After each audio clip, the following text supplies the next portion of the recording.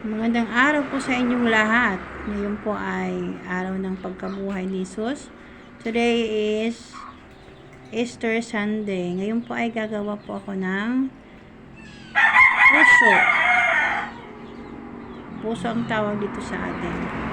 Ngayon po ay gagawa po ako ngayon ng paano siya ginawa. Ito po siya. Diba?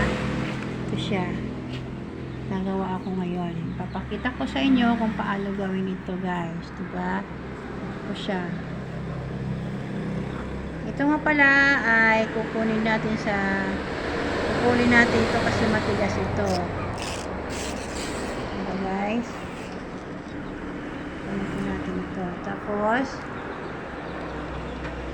ito siya. Tingnan siya ng mabuti. Paano ko ginawa ito? Ito siya. Ito po. Madali lang itong gawin. Tingnan nyo lang kung paano ko ito ginawa. Diba, guys? Madali lang itong gawin. Ito po ay diba, kinuha ko na ito ng tagiliran niya kasi matigas. Ngayon, gaganyanin natin yung forma niya. Tapos, bubuka, pagkabuka, iikis natin dito. Ganitong paghawak niya. Diba? Ganyan lang po. Tapos, i-round ito ng 2 beses. Papaikutin natin ng 2 beses. Sa 2. Tapos, hawakan ng isang kamay. Tapos, ito po, yung pangalawa. Ito po siya, oh.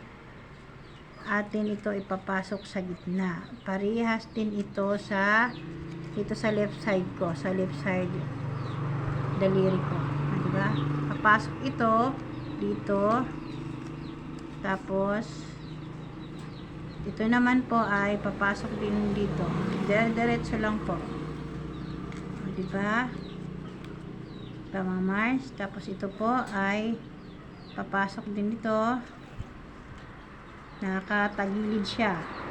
Papasok nyo na nakatagilid. Ganito lang po ang paggawa. Madali na po itong gawin para sa akin kasi nasanay na po ako dito. Diba mga Mars? Ganito lang po ito. Diba mga Mars? Tingnan nyo ng mabuti yung mga daliri ko. Yung mga daliri ko lang pala yung anong dito. Nagpo-push. Push lang ng push dito. Minsan lang ito ako maghuhugot pag ipipit ko na siya. Diba mga Mars? Diba? Tapos, ngayon, ipipit ko na siya. Kasi pag hindi ito i-fit, may mga butas dito.